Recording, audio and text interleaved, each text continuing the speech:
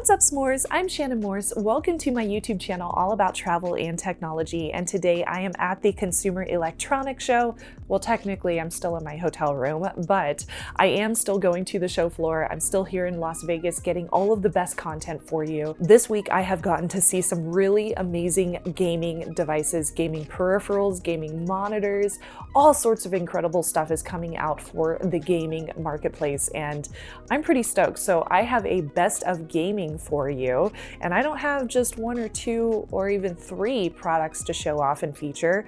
I have 5 because it was really hard to choose, and we saw some really awesome trends and some awesome products. So let's go ahead and get started, but first I wanted to thank my sponsor, Lenovo. I want to thank Lenovo so much for sponsoring this episode from CES 2020. Lenovo is here at the Consumer Electronics Show showing off their newest line of consumer products. They have the X1 Fold, they have some new laptops. It's pretty awesome. Lenovo has a vision of bringing smarter technology to people and businesses around the world, and they are doing that by creating new technologies that will build a better digital society, one that is built on inclusivity, trustworthiness, and sustainability. By building out a comprehensive portfolio of smart devices and infrastructure, Lenovo is leading a path towards that vision of smarter technology for all. Check out everything Lenovo is doing to bring this vision to life by visiting lenovo.com, and make sure to visit lenovo.com/CES to learn about all of their new products and announcements from the show floor.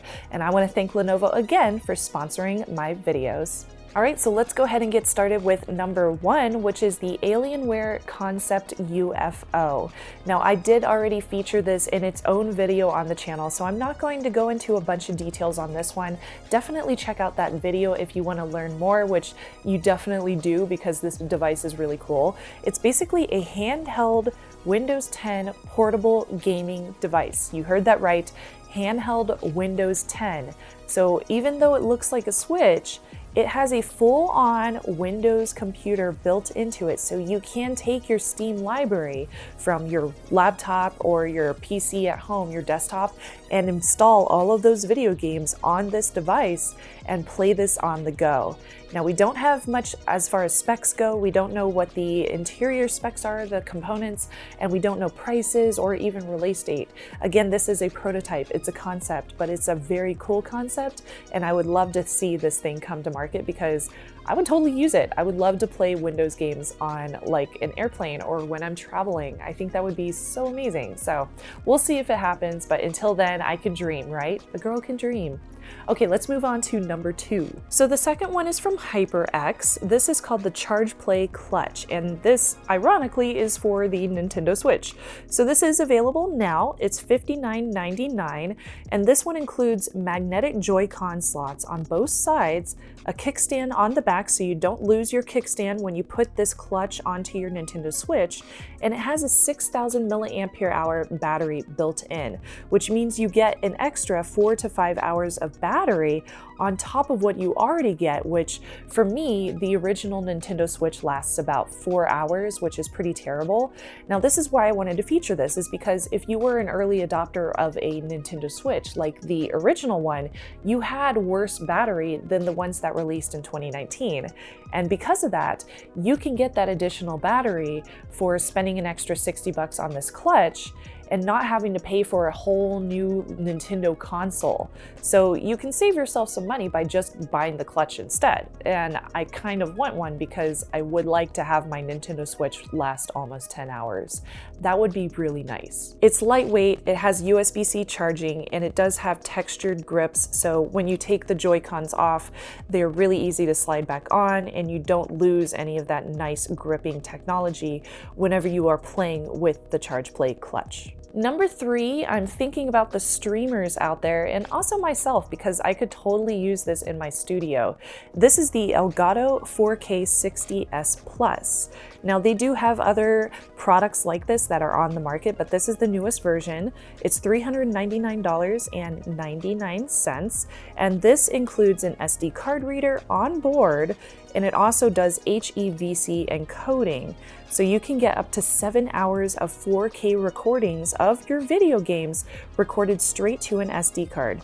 Now that means that you would need something like a 256 gig SD card to be able to record 7 hours in 4K, but because it does that encoding, it is going to save you some space straight on the machine, so you don't have to encode after the fact in like Handbrake, for example, or when you're uploading. Now this does allow you to stream via USB-C. For example, if you are a Twitch streamer, you can use OBS software to make this work.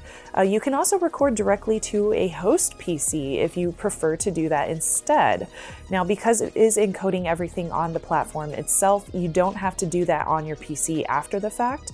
One thing that I thought would be really cool is using the HDMI inputs and outputs to record straight from my camera into my laptop, and that way I would save myself the headache of moving the SD card from my camera into the computer, because then I could just record straight to the computer. I thought that would be really neat since it does have that onboard encoding device. So cool. Now this is a very niche product. It's a niche market, of course, but I feel like a lot of people are getting into streaming, especially since GPUs are going down in price and we're seeing less expensive ones that have the technology that's capable to allow you to do streaming.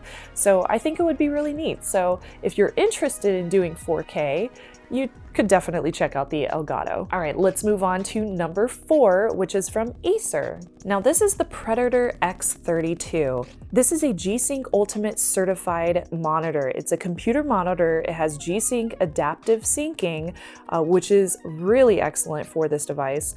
Now this one does a 144 Hertz refresh rate. It has local dimming, and the reason why I like it is because it has 1000 nits of brightness, and since it does that local dimming, you get really beautiful darks, and you also get really beautiful and clear high resolution lights like torches and things like that in video games. Now it is 4K resolution as well, and it is HDR too. So if you wanted to play Shadow of the Tomb Raider, for example, that would look amazing because it has ray tracing. It has those really beautiful contrasty details whenever you are playing this game through all the different temples. So the display is HDR 1400 certified, which is pretty rare when it comes to gaming monitors. This is one of the few, and it does have a 10-bit color display. Again, that is a 4K resolution. Now, get this, it is going to come out in Q2. It will cost $3,600. Yes, it is expensive, but the quality of this monitor is something that I haven't seen in a gaming monitor at such a nice refresh rate. So that's pretty exciting. It's gorgeous, and I would love to be able to review one of those as well. So let me know if you want me to.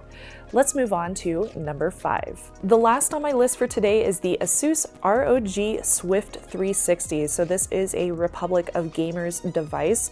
This is a monitor. It's another monitor. I'm sorry, but there were some really good gaming monitors this year.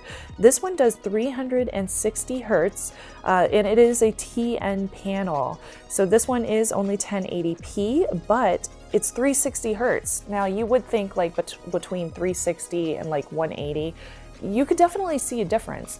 240 and 360, not as much, but there still is a difference when you look at them side by side. Now they did have a test going on in there, so you could actually see the difference between the two. And while it is really hard to share that on camera because my camera runs at different speeds and everything, you can absolutely see the difference when you are looking at them in person. Now, if this is going to change like your speed of headshots, they did have a headshot test going on so you could see how fast you could get your headshots between the two.